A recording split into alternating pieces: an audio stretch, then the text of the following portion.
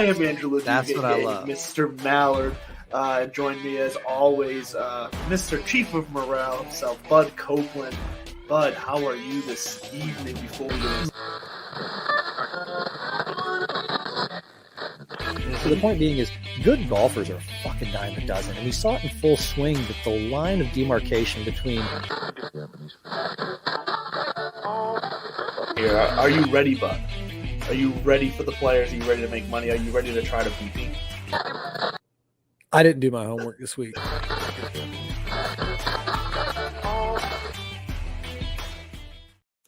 And welcome in, everybody. Happy Tuesday here from Divots and Pivots, kicking off Tea Time Tuesday here for the Fantasy Sports Corporation. Following us after this at 10 o'clock will be Plus Money Golf, as always, getting you covered with all of your betting needs. And I apologize, we're having some technical difficulties at the moment trying to get Bud in here, but he will be in here to join us. But look, we got the AT&T Byron Nelson getting going this week. And the big news kind of starting off already is that there's been a lot of people who've come out of it already, who've pulled out injury-wise or whatever. Obviously, we saw earlier this week Jordan Spieth pulling out because of an injury he has. Looks like it's a wrist injury that went and saw a doctor, and it is going to need – he didn't really say how long, but he's going to need some rest and relaxation. So I doubt we see Jordan Spieth for a few weeks, which means it looks like he's going to be – this hasn't been announced yet, but I'm assuming he's not going to be in the PGA Championship next week. So with Spieth out of the AT&T, look, he's a Texas boy. We're in Dallas. This is one of his go-to events, so it's a bummer to have him out of there. And here comes Bud. Totally my fault. When you think you sent a link, and then when you send the link, you send it to the wrong place. All on me. That's on me, Bud. Welcome. What'd I miss? I'm just talking all the AT&T contestants who have pulled out so far. Say that again? It's like it's a fucking game show. I just said contestants. All the players who have pulled out of the AT&T so far this week. Because it reached the point where DK they had to add in more guys to the field. DK had to adjust. Like I got like 3 different notifications from DK today saying they had to adjust the contest, and these guys are in now. So I want to say there's like 6 to 8 guys who have pulled out so far today or this week. One matters. Only one matters, and that's what we were just talking about. Jordan Spieth with the wrist injury. Did you? I don't know if you saw. I didn't see anything about a timeline. He just said rest and relaxation, but he didn't give a specific timeline. I'm assuming that means he's out of the PGA. I'll tell you exactly the timeline. 1 week. It's going to be a 1 week. So you think it's just a 1 week rest for the PGA? That's what he's doing. Yeah, I think this actually when he sits down and writes, "How you doing, buddy? Good to see you. Yes, was your fault. I'm not gonna wear it. But you know what? Hey, all is forgiven. You know what that is? That's called karma. I forgot to put a lineup out there last week. I ate some humble pie yesterday. We'll get into that here in a minute. I loved your text message last night from the qualifier, but I think this will go back to when he said after the Masters, I'm out of whack. I got to re-examine my schedule and everything. I think this is what he's going to say. It just compounded all the way up to this point, and something was nagging, and it was either, sit this one out and get ready for the PGA or grind through it. And, when you're Jordan Spieth, and that's his white whale, right? Like he needs the PGA to get the Grand Slam. Something Lord Byron never got to. He got 2 PGAs, a couple of Masters, a US Open. But that was also pre, cross-Atlantic travel or whatever you want to call it, before it was, truly accessible and you could do it all the time. Bobby Jones famously only went over there a handful of times. Harry Vardon, happy birthday, Harry Vardon. Shouts to HV. For those of you that didn't know, that little trophy they hand out from one association to the tour player with the lowest scoring average. His birthday is today, but he was another one that, he only came over here a handful of times. And each time he played in the US Open, he was top 2. He won his first one and he came runner up to Francis Ouimet. We remember that, the greatest game ever played. And then he was runner up again to his buddy Ted Ray when he was 50, at the age of 50, before Phil was thumbing up his way through Kiowa. So this will go back to Jordan sitting out a week, resting his wrist to hopefully take on Oak Hill, because next week is a lot of fun. PGA Championship, major championship golf. There is nothing like it. Don't at me, hockey boys, in your Stanley Cup playoffs. I think the people in Boston, it's a little too soon to bring up the Stanley Cup. Don't talk about it yet. But I mean, really, outside of the name this week, the tournament doesn't do much for me. Yes, it's an old tournament. It's named after Byron Nelson, one of the original goats in this game.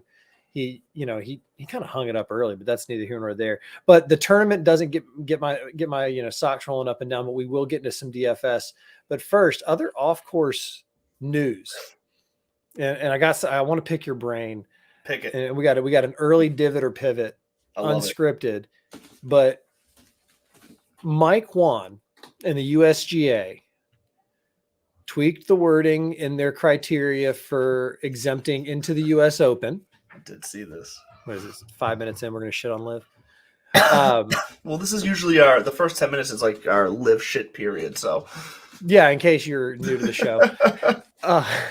So they tweaked the language and they said those people who were eligible for the FedEx Cup playoffs or the Tour Championship or whatever, the FedEx Cup playoffs in general, if you're exempt for that, then you qualify for that, you get a spot in the US Open. Well, they tweaked the language to say you qualified and participated or qualified and were eligible for. I think that's what they threw in there. The word eligible changed it.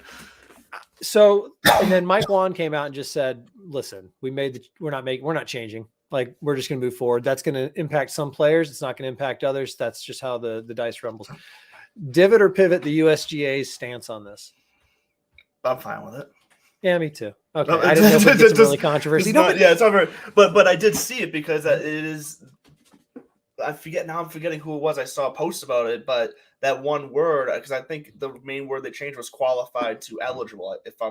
Correct me if I'm wrong. Or they added that was the main and eligible. Yeah, that's what it was. They added and eligible. What is it? Joaquin Neiman, because I think he's the one that stood out. It was like Taylor Gooch, Matt Jones, and I don't know if it was Hudson was in that crew or not. Oh, okay. But there were 3 players that were impacted by the first court decision that was like, nah, they can hold you out if they want because you make your bed, you lie in it. And Goocher, after coming off back-to-back $4 million wins and peacocking around the world saying, I'm one of the top this, I'm one of the top that, I just go back to, boys, you kind of set up your own parlor game in the back with some big heavy hitters in the game and then a bunch of, probably excellent golfers. I am not going to criticize anybody else's golfing ability after the day I had yesterday. Putted okay, but it was just brutal. The wind was outrageous. I didn't see that coming. It was 30, 35 miles an hour again. And it was just absolutely nuts. But that's neither here nor there. They went over there. They thought they were going to bring their shine with them. They didn't. And here's another repercussion. His whole, I'm not going to go try to qualify, another way. There you have it, bub. That's on you. It doesn't mean that enough to you then. As long now there could be an argument made that, was he notified that this rule change affected him? Were they duty bound to notify him? All of these fairness questions that we get into, as long as he was kind of given time that he could have gotten into a qualifier somewhere, which with $8 million in the bank, I'm sure you can, charter a jet to wherever the hell would squeeze you in, or at least offer that as an olive branch. Maybe he missed deadlines and whatnot. As long as that was out there, I get where Phil was coming from. Yeah. Love that Phil had to throw his name in there and he's the one. It's a dick move. It's a dick. Phil. Well, we already know why Phil doesn't mind saying everything he wants to say because he said it when asked about with Nose last week in the official World Golf Rankings, and his response was, "Yeah, it doesn't matter to me because I'm good for the next 13 years for two or three of the majors." Right. So Phil's gonna run his mouth right now because it doesn't affect him. He's good in 3 of them, 3 of the 4 for the next 3 years, and then obviously he's got the Masters for whatever. It just. I don't know. It didn't bother me as much. I saw some people, actually, you know what? I didn't see anybody come out and be like, yeah, this is except for the squad on Twitter who, the normal Liv accounts, I don't even know if they're not associated with Liv. They're just titled by Liv and squawk a lot. Yeah. They're contrarian. Half of them are probably Gen Zers trying to get their come up somehow and get a viral tweet or get picked up. Aren't we all just trying to get a viral tweet picked up? Yeah, never chased a viral. All right, so we agree. Whatever, Mike Wan. Yeah, we agree. May the force be with you. May the fourth be with you. But other quick Semi off the course news. Ricky Fowler back in the top 50. That changes the rest of his season. That was on my That's list. what That a was on step my up. I list. jumped ahead. I apologize, but what a No, step up for the man. Look, hard work for the past couple of years now, trying to get himself back, and it's been fun to watch. I never hated Ricky. Like I was never against Ricky. Like No. was he one of my? Yeah, was he? He was never one of my favorites at the same time. But it's hard to hate people in golf. Like, well, maybe not nowadays, but Ricky was always just a guy that I paid attention to, but never was really pulling for. But whenever I see someone come back and like really push it and change what they have to change, like I'm all in on Ricky now. I want to see the man win as many times as he can. I always loved him just being that like BM. I liked that he was a little different. I was much more of like a baseball kid who had learned to play golf than like came up, through the golf ranks and whatnot, which it showed on Monday.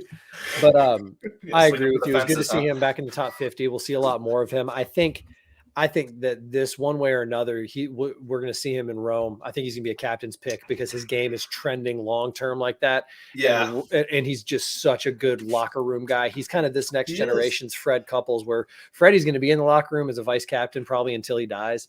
I think he's inherited that almost Arnold Palmer place in history where you got Tiger going the Jack route and you got, Freddie going the Arnie route. Sure. Especially now that Phil's taking a hike. Phil lost. Yeah, some gravitas. I'm not gonna shit on the man's career. Phil's literally going the Greg Norman route, though. He's literally going walking right into it. My work here is done. 2 seasons in, I got you pulling golf analogies out of thin air. But I think we're gonna see Ricky in the the red, white, and blue this fall. The man's literally got his little Olympics tattoo from when he won a medal down in Rio. So he's the mentality you want. Say that again. He's the mentality you want for those types of those competitions. Yeah. He toes the bro/pro line the perfect amount.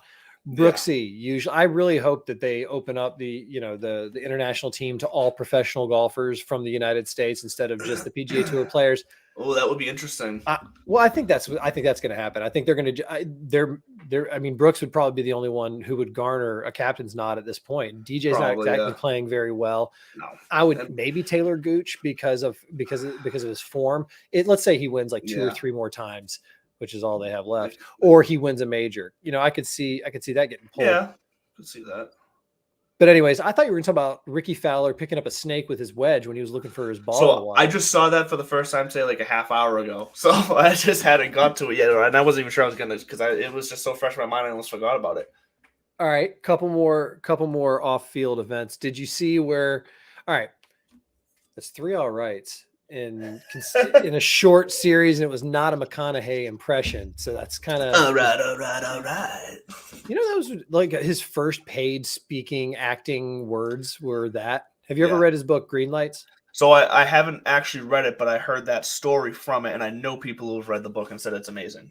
So it's on my list. I just never find the time to read. It's on my list. I'm not going to peek. I didn't read it either. I listened to the audio version. I count that as reading.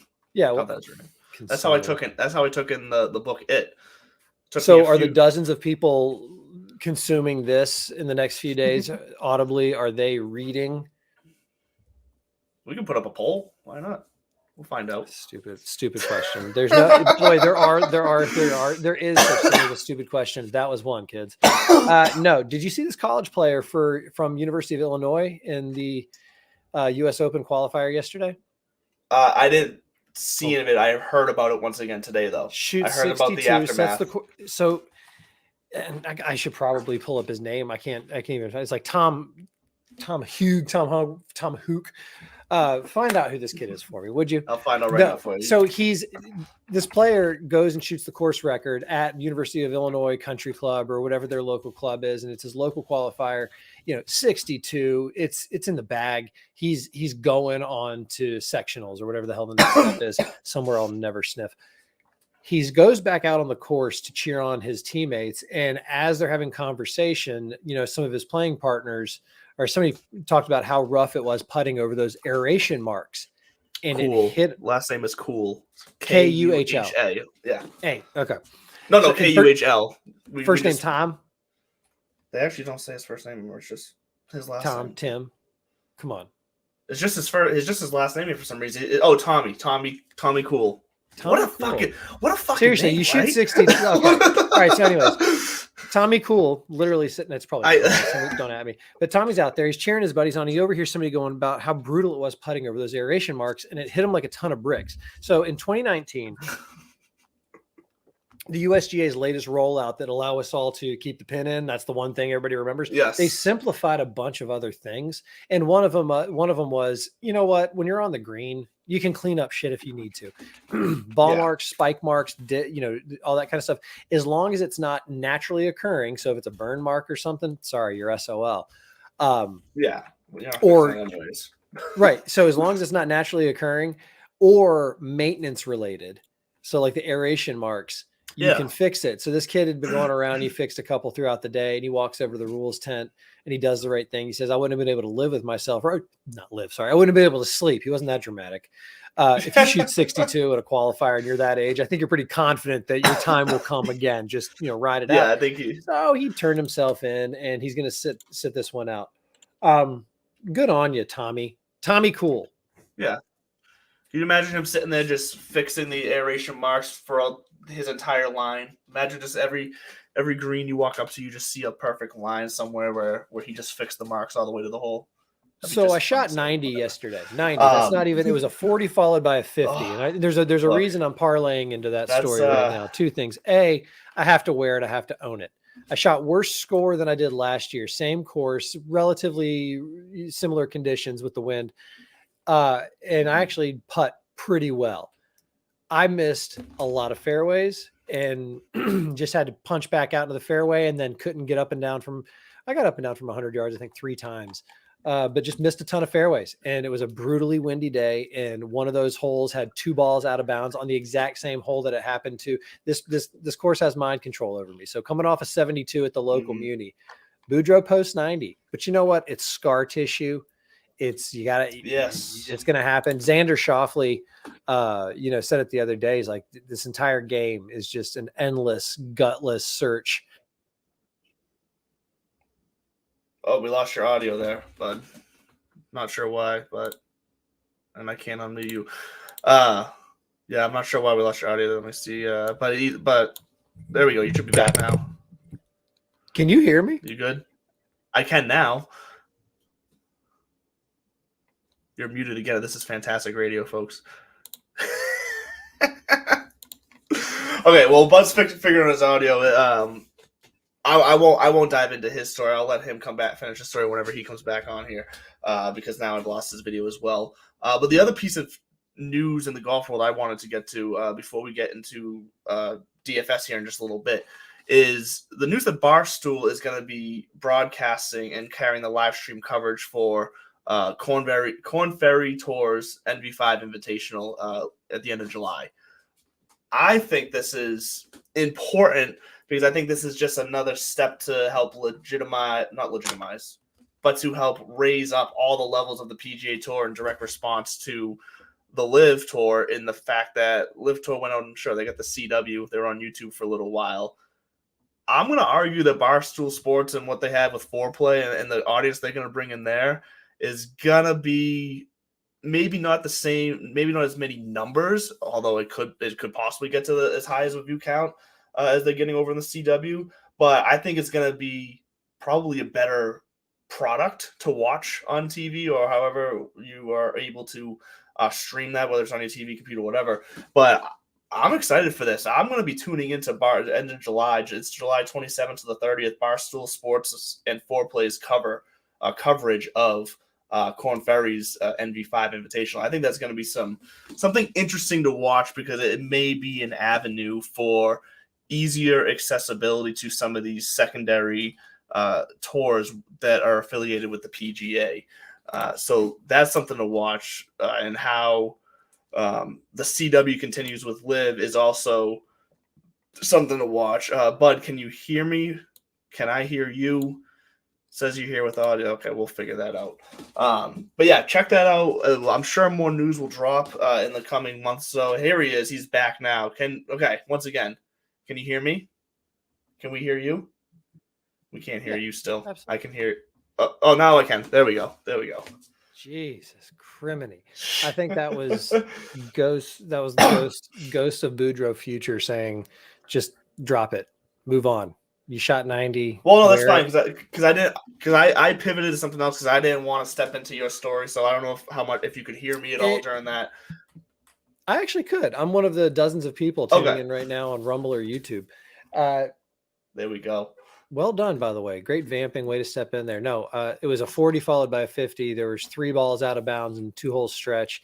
No 3 putts, just a massive metric F ton of missed opportunities, missed greens on the front, missed fairways on the back. And like I said, 2 balls out of bounds, and then it's 3 balls out of bounds in a 3-hole stretch. So I will say the 9 was followed by a par, which was then followed by a triple, and that was kind of the end of the day. Those 3 holes right there. It was now I think tough. I saw when I looked at the scores, I think I saw was 7 over the number to get it to move on. Was that where it ended? That dropped down to 3. It dropped down to 3. Okay, because I know because I thought I looked fairly late in the day, and I saw that the cut was going to be at like 7 under. So it dropped all the way down to 3. I just didn't know if that was in line with what the cut line was last year. Like, is it pretty standard? Like, no, does it end up usually being last year because it was colder? It was colder and raining last year, so I think the cut line was like 7 or 8. Okay, no, that makes sense. It was a weird year last year. The wind picked up throughout the day, but quite frankly, my game is not in shape yet. I mean, it's May 8th. I think I've played 4 rounds total in this calendar year, so my expectations weren't high. They were definitely lower than that. I was kind of hoping when it's par 70, higher than that.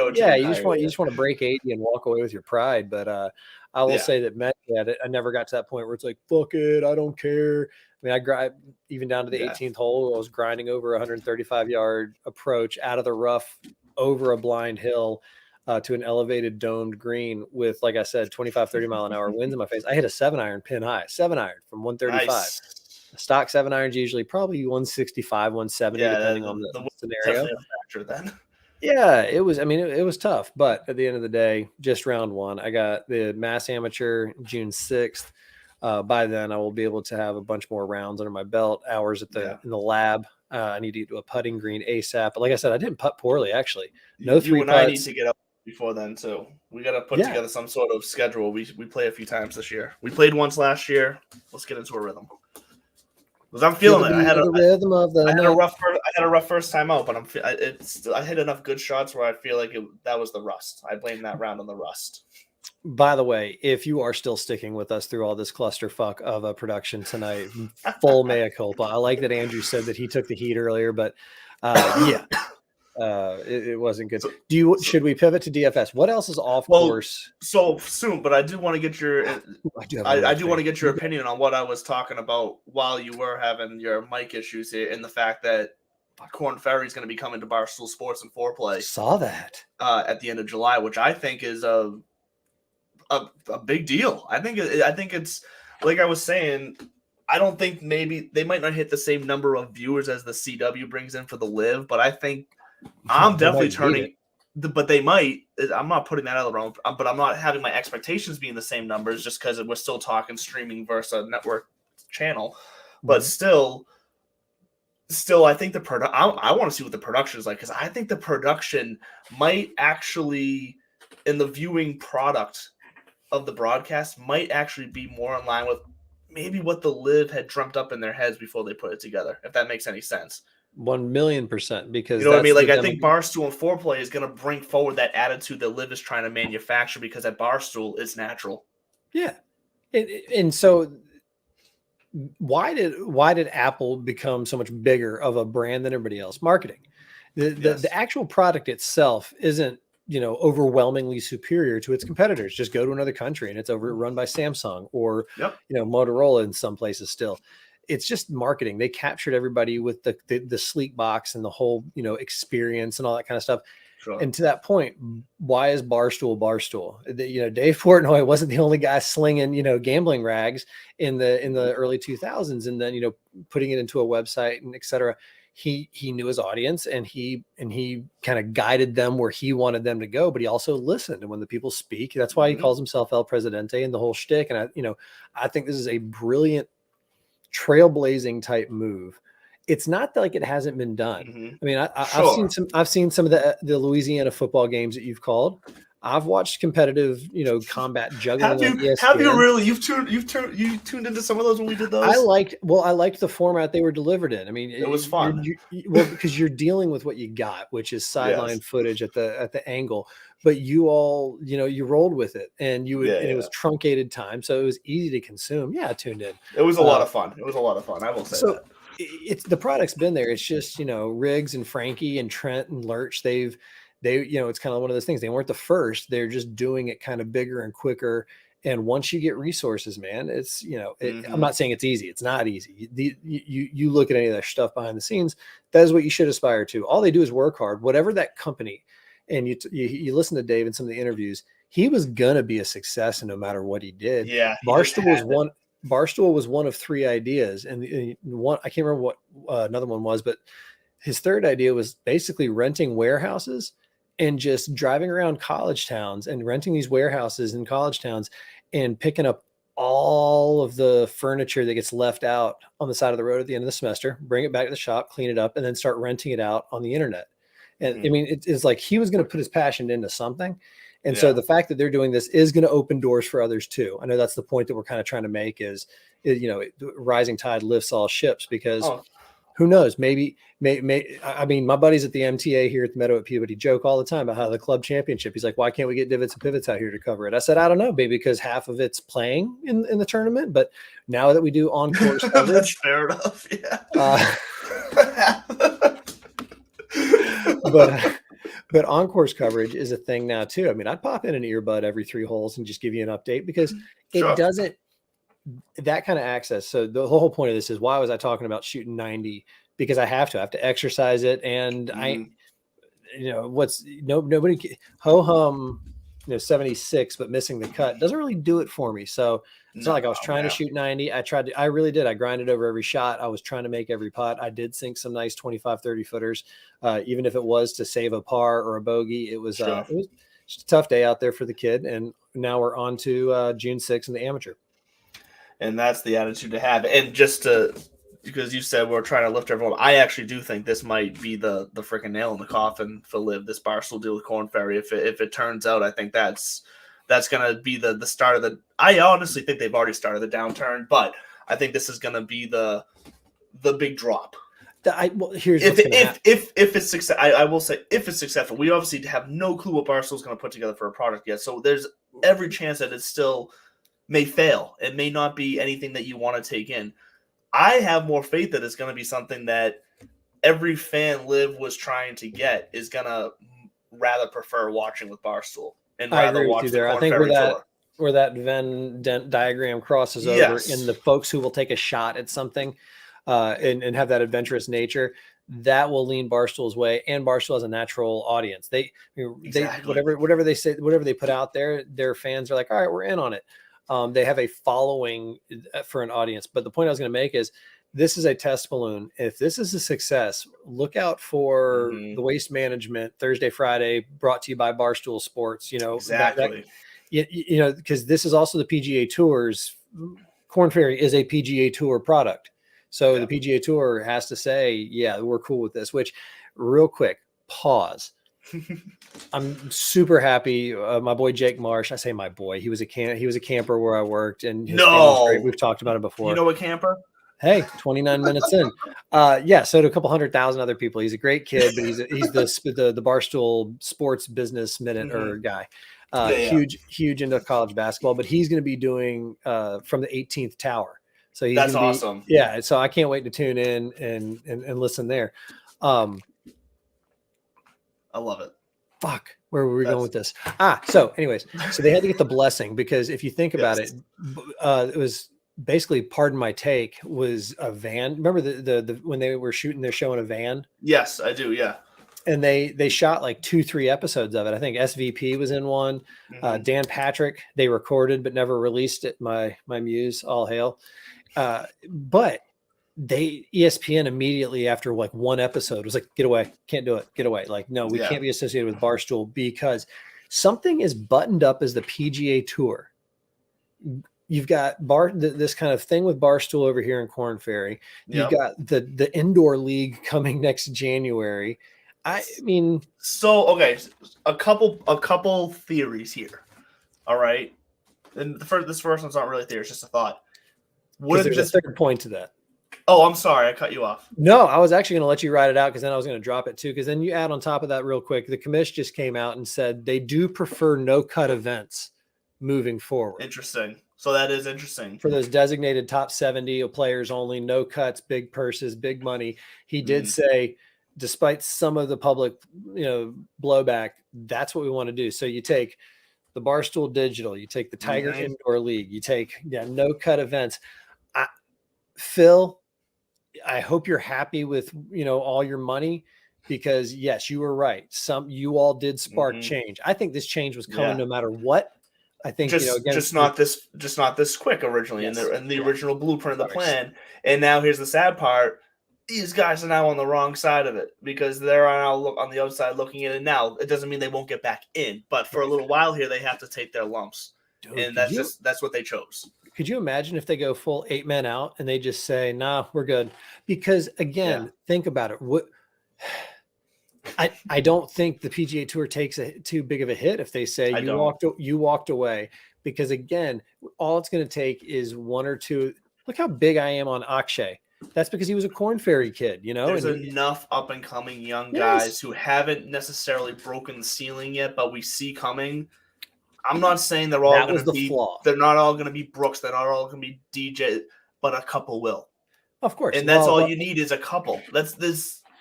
I saw large numbers right there, and I forget who said it, but I saw a great quote the other day. And it was that in the golf, and I'm not going to quote exactly here, but in the Golf Hall of Fame, to be a Hall of Famer, you win 5% of all your tournaments. That was Xander. So was it Xander? Okay, because you just need a handful of guys to really be that star power. And with the ones that left and the ones that stayed, the ones that left, just from a pure number standpoint, can be replaced at some point. Maybe not right away, but at some point they will be replaced. And I think that was the biggest flaw in the live idea, and very short-sighted of Greg Norman. This is where I do think ego clouded judgment, in the sense of it's not like the tour is not going to push back. And that talent pool is massive for the tour versus, hoping just to attract folks with live. But at this point, and again, we're 32 minutes. I'm going to shit on live again. And this really kind of goes down to, maybe I just think bad on you. But I guess some of the groundskeepers and some of the members from where they had the Australia event are pissed off, because it's going to be 6 months to repair the course from all the damage done from the beer and the spilled drinks on that party hole. And just the grandstands and the way that it was all kind of taken down in a rush. And at first I read into it, but 86% of the members afterwards were surveyed and said, yeah, we'll have them back. We like the exposure, we like the free tickets. So those sound bites came from the one or two people who were pissed. And yeah. And it got me thinking of is there a live 24? I mean, the money's there, but at some point, do you think these guys? Well, no, these guys. You know what? No, they're stuck. They're stuck there. They're stuck. Their contracts are 5 years, and we heard about they've only gone through one full season. So there. I think we, however consumable or relevant it is, I believe we have at least 5 years of live, unless they financially fold for some crazy reason and they void the contracts. And that's the only way that this ends earlier than 5 years. Liv might stick around even after that. I mean, they could just. I think it will. Yeah, I think it will. Yeah, it might become a landing spot for, let's say, a Scott Stallings, because he's one of the guys this week to keep an eye on. He's always on. He's not always on the cusp, but he's one of those guys that maybe I'm sick of grinding it out, and you offer me $25 million, done. That's probably my career earnings to date. I'm going to double it right off into the sunset. Yeah, some set. But it wasn't. It was smooth enough where I wasn't going to bring attention. But you did it to yourself. So I do very few things smooth. But yeah, so look, that's a perfect segue into DFS. So when we come back from this break after Underdog Fantasies, give us some words here. We're getting into DFS, give you our picks, and look, we've been on fire. Even though Bud failed to get a lineup in last week because of a technical mistake or whatever you want to call it, we still tracked our picks. I didn't click submit. I know, but that's what. So, but we still tracked. I was following along, and I'm sorry, we crushed some picks. We got a couple wrong, but you're gonna get a couple wrong every week when you're putting out 20 or so picks. We've been on fire. Stick around when we come back from hearing from Underdog right here. We're gonna give you our picks for this week's for the AT&T Byron Nelson. Underdog Fantasy is here to save your post-fantasy football season blues. The easiest place to play and win with the Underdog Fantasy app. Get up to 20 times your money in a single night with our Pick'em contests.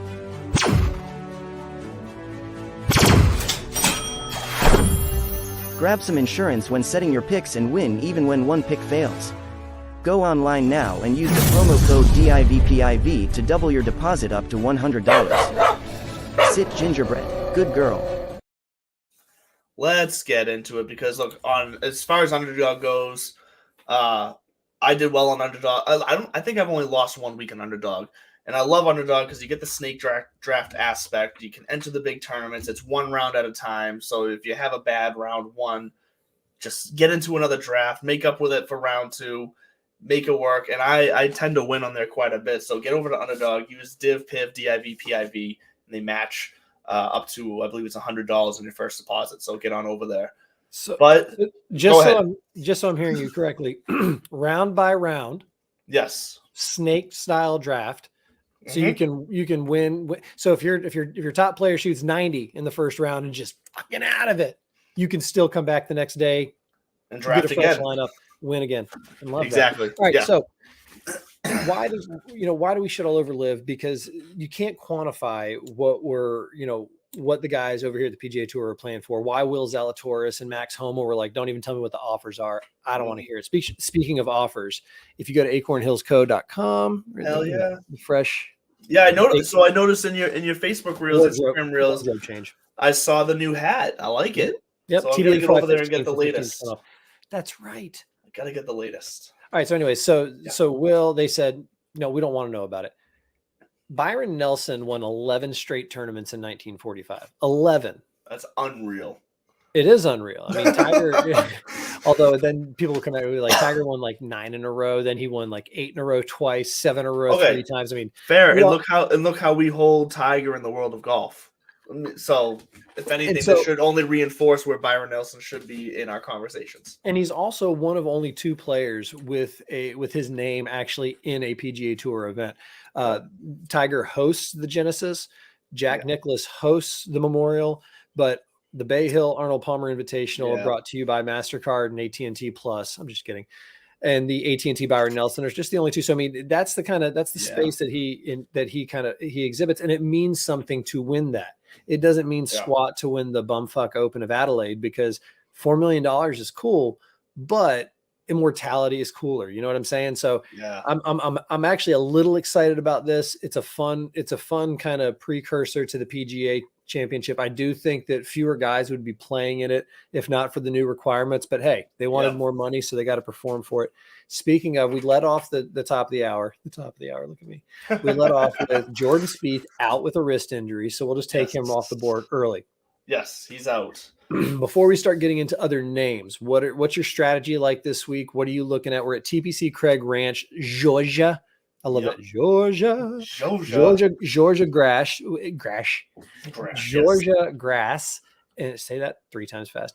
And these guys can nip it right off of there. And we got bent greens. They're familiar with it. And so I do think that we could see some low numbers. I think our defending champ back-to-back KH Lee was in the 20s both years. And TPC Craig Ranch is a new venue for this event. It's only been there the last 3 years or so. Sure. And so 7,400 yards, par 71. We got 3 par 3s over 200 yards. You got the par 5s ranking as the easiest. What are you looking at this week to build your lineups? So a few things. Like you said, we're in Dallas. Texas is one of those places where certain guys are just good in Texas, just like certain guys are good in Hawaii and certain guys are good in California. There's a handful of states where when it comes to no matter what course it is in that state, for some reason, the locals there will just show up. They don't even have to always be local, but I think the pricing this week reflects that. Scotty Scheffler, Texas native, who has obviously been on a tear, world number 2 right now. 11,900. whoa, that price is outrageous and still projected to be around 20% owned, still projected the highest spent. And you know what's crazier than that? I still might play him because with this field, it feels like he might still win it, and he might still. And here's the thing: with that price and with that ownership, he needs to win it to be worth the price tag. It's just what it is. If he doesn't win, you're kind of taking an L on what the rest of your lineup potentially looks like. So you bet if you're gonna play Scotty, you better believe he's gonna win. But look, he can definitely do it with his current form, with his history here. It's hard to root against Scotty right now. But when it comes to stats, you nailed it. This is another course where proximity 200 plus yards is going to be key for me, because once you factor in the par threes and where these guys' approach shots are going to be, the second shots are going to be lined up from, and with the par fives being the easiest, where they're going to be able to reach, well, not the easiest, but as you said, easier than most. They're going to be able to reach some of these greens from that distance. 200 plus seems to be a massive stat for me this week, on top of putting and approach, strokes gained approach, and then strokes gained ball striking is the other one I threw in there this week as well. But look, these last couple of weeks, I've been kind of staying with the same metrics, swapping out ball striking for off the tee here and there, and it's been working. I'm not changing my tune until I fail. Well, I can't wait to hear how you're going to build a lineup around $11,900 Scotty Scheffler. Are you going to be bringing in, what's his name? Brent. I'm not sure I'm going to. Brent Grant for $6,500. No, I always have a hard time paying anything that starts with 11 or 12 in these, because like you said, the payoff is rarely there. Exactly. That said, I'm only looking at 3 this week, and how narrow-minded or short-sighted of me to limit it to just the par threes. I got par 3 efficiency, 200 plus, because are you scoring on those par threes? Sure. You made a great point that these are going to be some longer approach shots, and if they are into the wind, because it's Texas, this wind could pick up at any minute. Then I should have factored that in, but I did not. So we got par threes, 200, 225, strokes gained off the tee, wide fairways. So if you're a bomber and you've got it under control, that we're going to find out who's putting themselves out there in the position and who's getting in position to make it. And then birdies are better gained, who's actually converting on that. So essentially, it's going to be a little bit of a Texas shootout. So who's running, premium right now. And you said it, Scotty Scheffler's a hard guy. I'm not rooting against him. No. I just can't build a lineup around him. Although I think I did the other week with John Rahm, when John Rahm finished, runner up. So off the tee, par threes, 200, 225, birdies are better gained. And I mean, let's start in that 10K and above range. Sure. Like I said, I'm not going to. So now it's down to either Tyrrell Hatton or Scotty Scheffler. Truth gun to my head, I think Scotty's probably going to finish better, but sure. Tyrrell's been up there and he's been chipping away. He just finished T3 last week. Right. And so maybe we catch Scotty looking to New York and, kind of not laying back, but, maybe thinking ahead, and Tyrrell snags a win here. So I would say, for practicality reasons, I mean, Scotty ranks second in my model, but Tyrrell 25th. If you have to throw double digits, I'm not going to start any lineups with the 10K, 10 or 11K guys, just because I think there is enough value or at least decent players elsewhere that rank out in my model. There's a lot out there, and I will say, if I had to guess, the winner this week is probably coming from less than 8,500. Just from the way my model's shaking out. And quick pause here for a second, because I don't think we've mentioned them in a while. Get over to fantasynational.com. If you always listen to podcasts, listen to different shows, you hear people talking about their models and their fancy math, which I know I've done here too, because I just like Excel. And you've always thought, I wish I could do that. Look, you go over to fantasynational.com, you can do that there. It's just a couple clicks. They have it all set up for you, and they do it all for you. They have all the information, all the stats. They're directly tied. I believe when we had the Moose on here, he said they're directly tied to the PGA's stats. So they're good. They're up to date. They're quick and accurate. Get to fantasynational.com. Make your models. Have fun with it. They have a ton of options over there. But I do agree there's enough value this week where you definitely don't have to dip into that 10K plus range. Hell, you might not even have to dip much into the 9K range, but someone I do like in the 9K range, and I've been on him most of this season, and it feels like a good week to go back to him because he missed the cut last week. But he has a decent history at this course, and his form has been great, and that is Jason Day. I think we might see Jason Day win again. Ring the bell, son. I agree with you. He ranks out first in my model. His form is trending. As long as the back holds up, it's one of those things where these guys have to peak right around major time, and that can include the week before, obviously. So I think that Jason Day is a good look. He's one of those guys that does well in Texas too. He just does. 13%, 13-14% projected ownership is not bad chalk I'll take that guy. Yeah. Now, what do you think about right below him, KH Lee, back to back? Horses for courses. Maybe it's just one of those things. Is there anything to the back to back to back? It's tough to go back. It's just tough to freaking win. Sure. I think knowing that you own this place might actually just be a boon. So here's the thing. I think if we look back, and I don't have how he did in the previous tournaments leading up to this from last year, but I have considering the swing we've been on with the Texas and the Georgia course, like the Louisiana courses, like we're in the southern kind of Gulf swing right now. I like your mentality. But I'm serious. This seems to be where KH Lee he turns on his game every year. Because we've seen, like you said, he's won back-to-back. He didn't play this tournament in 2020, and like you said, this course it's only been this course for the past 3 years. So, this is going to be the third year, I think you said. So, he's the only guy to win at this course for this event. So, is it unlikely he's going to go back-to-back-to-back? Yeah, I am not going to predict that he's doing that. And quite honestly, right now, he's actually, for the most part, his current form in all my stat areas is pretty good. But he's almost damn near dead last in 200-plus yardage right now. It seems to be a part of his game that is lacking. Will I have some sprinkles of him across multiple lineups? Because, look, he finished T8 last week in kind of a similar course situation, so maybe he's turning it around. Yeah, I'll have some sprinkles of him out there, and he's only at 15%. Well, we have other guys around 19, 20, 16, 18, like – that ain't bad value for KH Lee at 9,300. So he's not going to be a guy I'm riding and going to tell you who's going to win. But I'll have some shares. I'll have some shares. You know who I'll actually take a little bit of because he ranks out in my model. I mean, the 9K range is the 10K range, right? Yeah. Really starting with Jason Day. I don't really think. I mean, Tom Kim ranks at 6th in my model, but I think Tom Kim has felt absent this year compared to last year. Well, last year he seemed to be taking it by storm, and this year he's not that he's doing bad either. This calendar year, because he won back in the fall, but this calendar year. But like he's not like he's doing bad. It's just like, I don't know, he's not popping. Does that make sense? Tom Kim gone? So no, but Adam Scott's been playing very well. Yeah. Just everywhere he seems to be threatening. Matt Kuchar is another one of those names that I feel like if the odds makers they put a 9 in front of his price, so they obviously think that he sets up well for this. His game does suit windy conditions. He's one of those Hawaii guys that we talked about. He just popped his head up out there. Top 20 the last 2 years here too. But Siwoo Kim ranks out 7th in my model.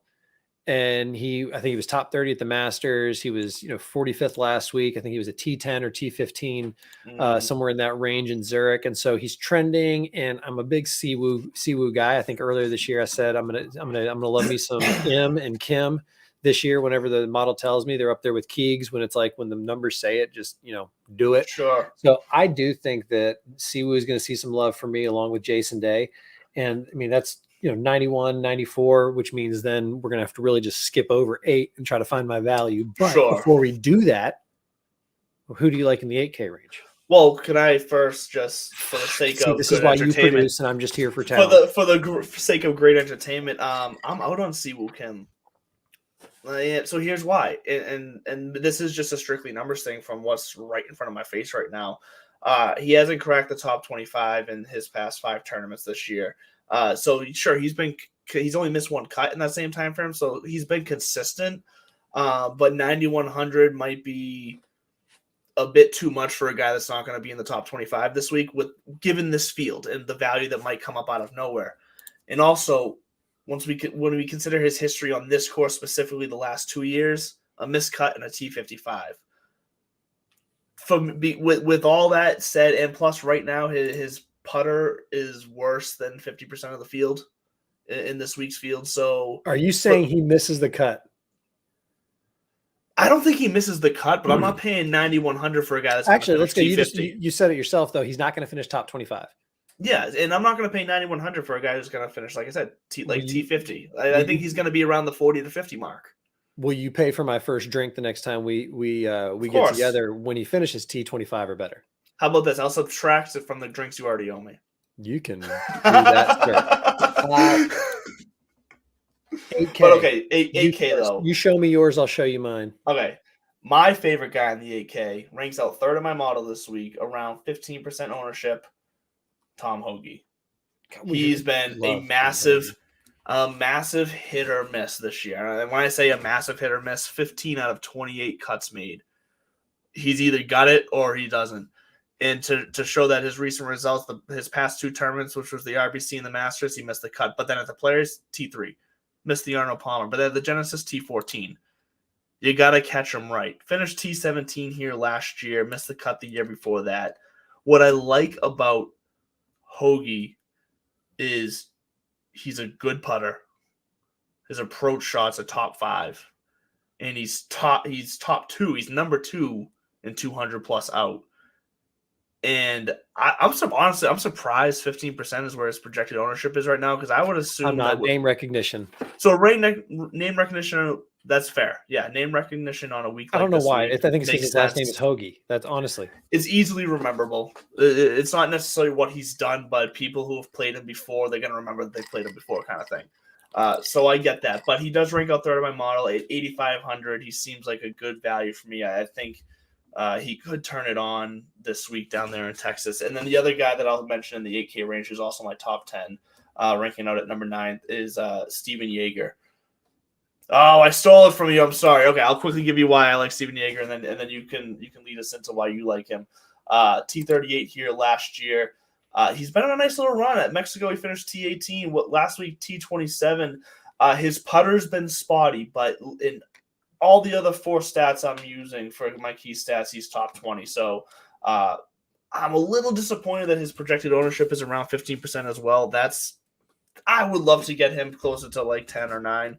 But given this week, I will still be playing some Steven Yeager. I'll be playing some Steven Yeager too, for those reasons you said, and also listen to this guy's strokes gained total the last 5 tournaments. Remember, there was 1 miscut in the last 5. 4 out of 5 ain't a bad. I'll take 80%. It was RBC. Cuts. Yeah, he misses the RBC, but Wells Fargo strokes gained 4.5. Mexico 6.6, Valspar 3.7, Players Championship 3.3. Those are some good strokes gained numbers, and right in there, he's in the top 50 in all of them. Really in the top 30. He had a 44th at the Players. So Steven Yeager, he's going to make the cut. He's playing well, and he could be one of those guys who just sneaks right in there because, well, first of all, he's on a run. He could be a quiet top 30 finish, like where you're not going to see a lot of him on the coverage. He's just going to be out there doing his thing and finish his T30, and next thing you know, he's got your 80, 90 DK points. So Steven Yeager, So is there anyone else in the 8K range that you like that I didn't mention other than Hoagie and Yeager? Minwoo Lee, just because he ranks out in my model, and again, he had a great showing at the Players. He's been bouncing around, here and there. I don't know if I'm going to put much stock into it. I'm going to revisit it. I just highlighted it because he does rank out and for those other reasons. But actually, no, more shockingly, I'm surprised that neither one of us picked up on Adam Hadwin at 8,100. He doesn't exactly, he's 55th in my model, but he's just not doing much right now. Yeah, but his wife's a good Twitter follow. Well, yes, let me put the money on his wife. Yes. He's hilarious, dude. No, I'd rather play. Hell, if we're going to talk about random guys in the 8K range, I'd rather play Christian Bezuidenhout. I almost gave him a star this week. Bezuidenhout. I almost gave him a star at 12% ownership, 8,000 price. He's made his last 3 cuts with T30 finishes, and he finished T12 here last year. Christian Bezuidenhout might be. I think I just pronounced his last name 3 different ways every time I said it. By the way, here's an easy one for you though. Down there as well, we're talking about this course where the winner might be 25 under, something like that. JJ Spawn is another birdie machine. He withdrew. He's out. Oh, thank you. That's exactly what I was about to say. I don't know. He's out. Yeah. Actually, he's I didn't out. know that, and I was about to start highlighting him because I was like, "How did I miss JJ Spawn?" Yeah, no. I probably saw it somewhere. I'm gonna give myself the benefit of the doubt. He is out, but kicking off the 7K range. So here's someone who surprisingly, I won't say surprisingly, but does rank out in my model, but I'm still going to ignore. And I'm going to tell you why I'm going to ignore him. Davis Riley ranks out 18th in my model over on Fantasy National. I mean, go Dogs, but he's burnt me too many times. So, and here's the thing right now. I don't think he's right now. So does he have a great history here? Yeah, 2022. So last year he finished T9. 2019, I feel, of course, they weren't here, but he still finished T29 somewhere in Texas at this tournament. But here's what always gives me pause and caution with a player. Valero, WD, and then his next 2 events he missed the cut at. That screams to me an underlying injury he's trying to play through, and I want nothing to do with that, especially for a guy just as kind of middle of the road as Davis Riley. So I don't care that the numbers for his past however many rounds say he's good at these certain key stats. This is an instance where I'm looking deeper into the what I'm seeing, and I don't see Davis Riley making the cut this week. I think there's something physically impairing him right now.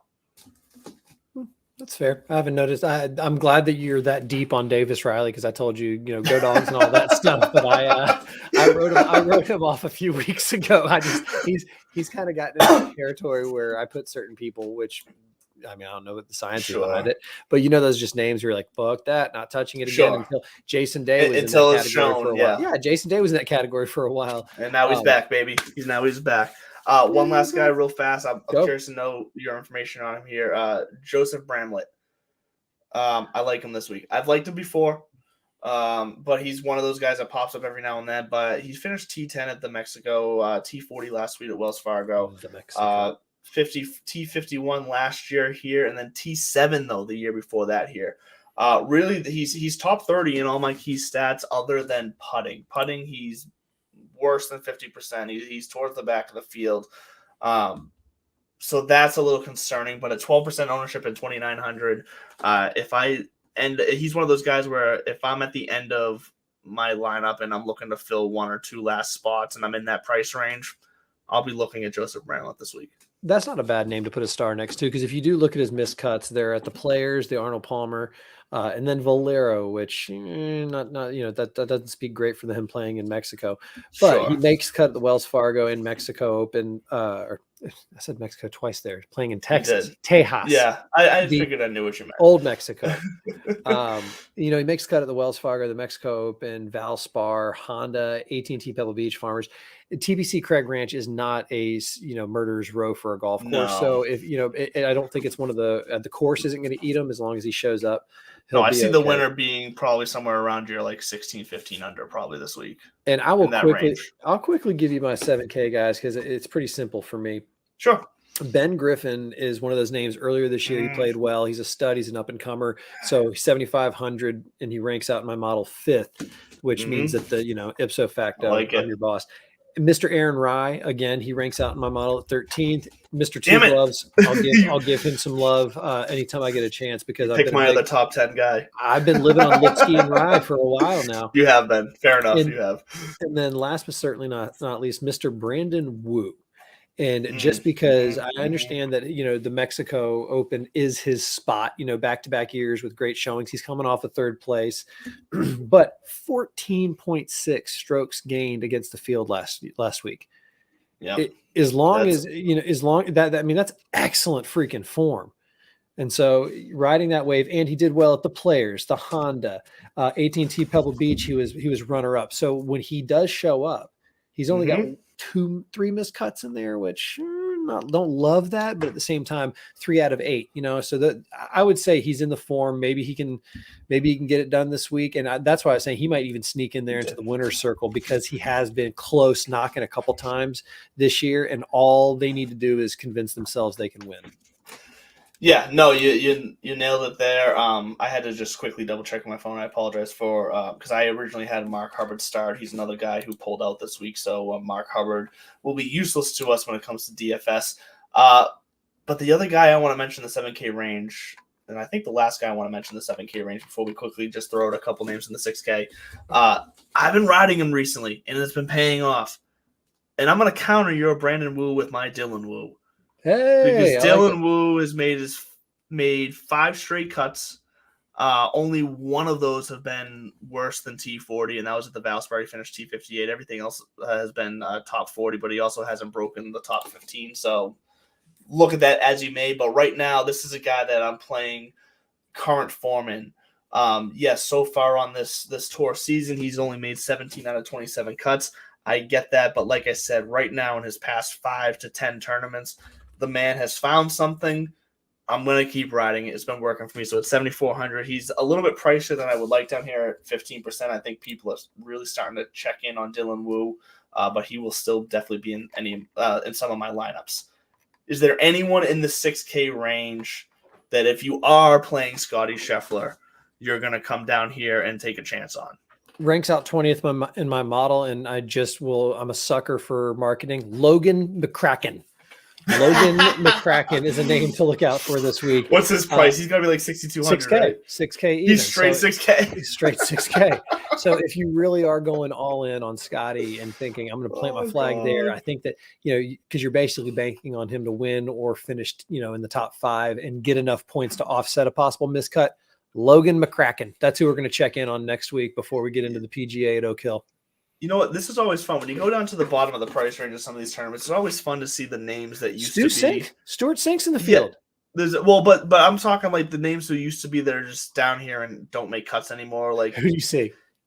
So I see Kevin Stadler. I see DA Points. I see Bo Van Pelt. Who else is down? Like this Ted Potter is a guy that for like a few years You're there. talking about guys who made cuts 10 years ago, though. I know, but that's what I'm saying. That's why it's fun. It's fun to go down memory lane a little bit and just get down to the bottom and remember these guys. That's all I'm saying. It's like you don't turn on a Major League Baseball game and say like, oh, there's Nomar. No. I'm get an opportunity to see. I'm not saying I'm excited to see them in the field or anything. I'm just saying like every now and then it's nice to just be reminded that their names are out there. No, so the only guy in the 6K range that I'm willing to play is Kevin Roy.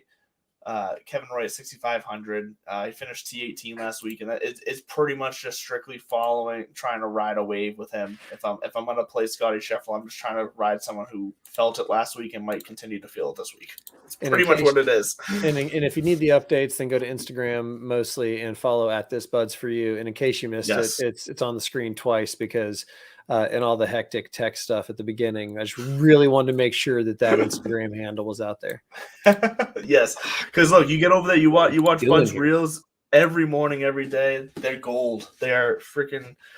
I don't even know how to describe them. They're a mixture of comedy gold, informative gold. Like they're just entertaining. Hey, so if they ain't laughing, they ain't learning. Yes. Well, look, that's going to do it for us here tonight here at Divots and Pivots. I hope the best of luck for everyone this week at the AT&T. I feel confident that we're going to continue to climb this ladder and bring our picks to the top. We're going to win some money this week. So join us next week every Tuesday at 8 o'clock here at Fantasy Sports Corporation, both on YouTube and on Rumble Live. And then obviously you can catch it after the fact on both of those. And then look for us also for audio podcasts as well. If you're driving in your car and you want to catch us later to finish us off, Spotify, iHeartRadio, Apple, don't do it. Apple Podcasts, iHeartRadio, all of your podcast places you can find us, Divots and Pivots. Search that there. You put that smile away, you son of a bitch. But that's going to do it for us. Catch Plus Money Golf at 10 o'clock tonight. That is their new time. That, as far as I know, they will be staying at that time for a while here. So catch them at 10 o'clock. They're going to have all the bets you need for this week. And we will see you next week here on Divots and Pivots.